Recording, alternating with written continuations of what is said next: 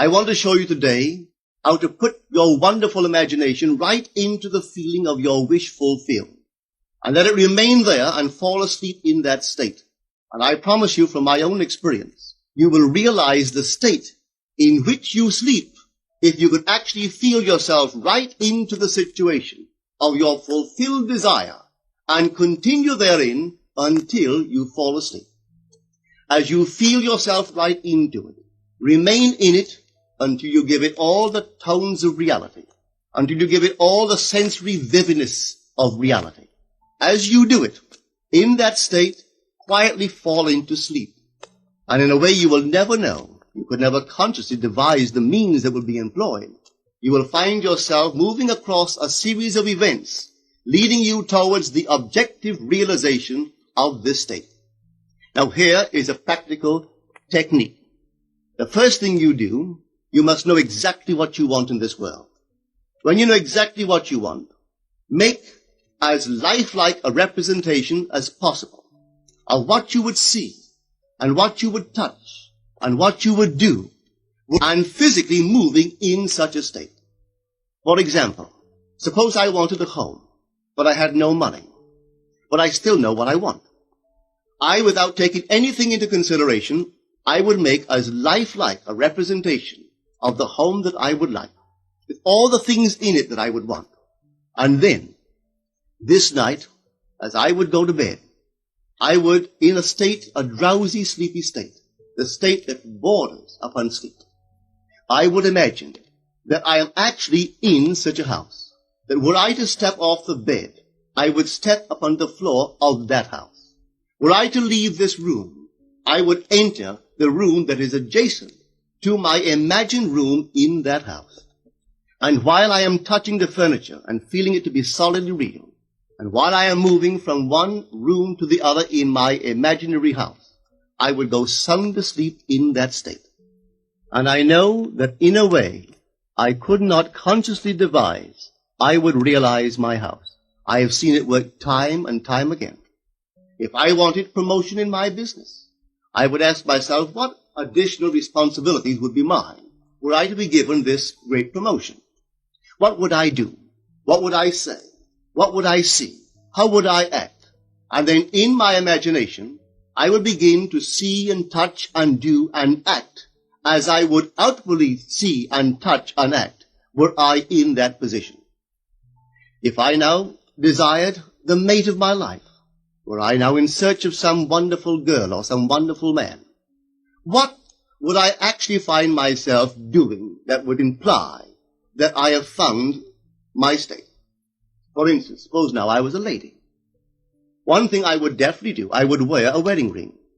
I would take my imaginary hands, and I would feel the ring that I would imagine to be there.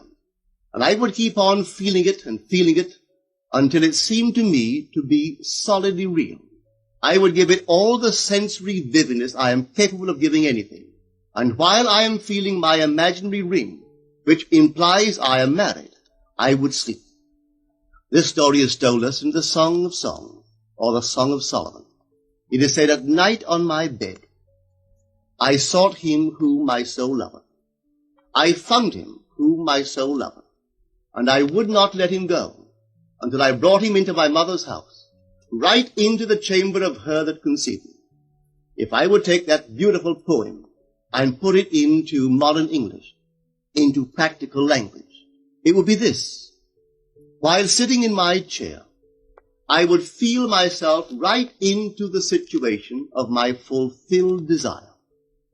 And having felt myself into that state, I would not let it go. I would keep that mood alive, and in that mood, I would sleep. That is, taking it right into my mother's chamber, into the chamber of her that conceived me. You know, people are totally unaware of this fantastic power of the imagination.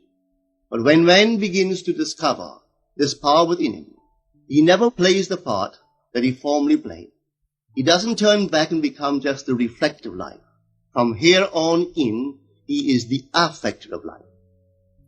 The secret of it is to center your imagination in the feeling of the wish fulfilled and remain therein. For in our capacity to live in the feeling of the wish fulfilled lies our capacity to live the more abundant life. Most of us are afraid to imagine ourselves as important and noble individuals, secure in our contribution to the world, just because at the very moment that we start our assumption, reason and our senses deny the truth of our assumption. We seem to be in the grip of an unconscious urge which makes us cling desperately to the world of familiar things and resist all that threatens to tear us away from our familiar and seemingly safe moorings. But I appeal to you to try it. If you try it, you will discover this great wisdom of the ancients, for they told it to us in their own strange, wonderful, symbolical form. But unfortunately, you and I misinterpreted their story and took it for history when they intended it as instruction to simply achieve our every objective. You see, imagination puts us inwardly in touch with a world of states. These states are existent. They are present now. But they are mere possibilities while we think of them. But they become overpoweringly real when we think from them and dwell in them. You know, there's a wide difference between thinking of what you want in this world and thinking from what you want. Let me tell you, when I first heard of the strange and wonderful power of the imagination, it was in 1933 in New York City. An old friend of mine taught it to me. He turned to the 14th of John, and this is what he read. In my Father's house are many mansions. If it were not so, I would have told you. I go to prepare a place for you. And if I go and prepare a place for you, I will come again and receive you unto myself, that where I am, there ye may be also. He explained to me that this central character of the Gospels was human imagination. That mansion was not a place in some heavenly house, but simply my desire. If I would make a living representation of the state desired, and then enter that state and abide in that state, I would realize it. At the time, I wanted to make a trip to the island of Barbados in the West Indies, but I had no money. He explained to me that if I would that night, as I slept in New York City, assume that I was sleeping in my earthly father's house in Barbados, and go sound asleep in that state, that I would realize my trip. Well, I took him at his word and tried it. For 1 month, night after night, as I fell asleep, I assumed I was sleeping in my father's home in Barbados. At the end of my month, an invitation from my family came, inviting me to spend the winter in Barbados. I sailed for Barbados the early part of December of that year. From then on, I knew I had found this Savior in myself.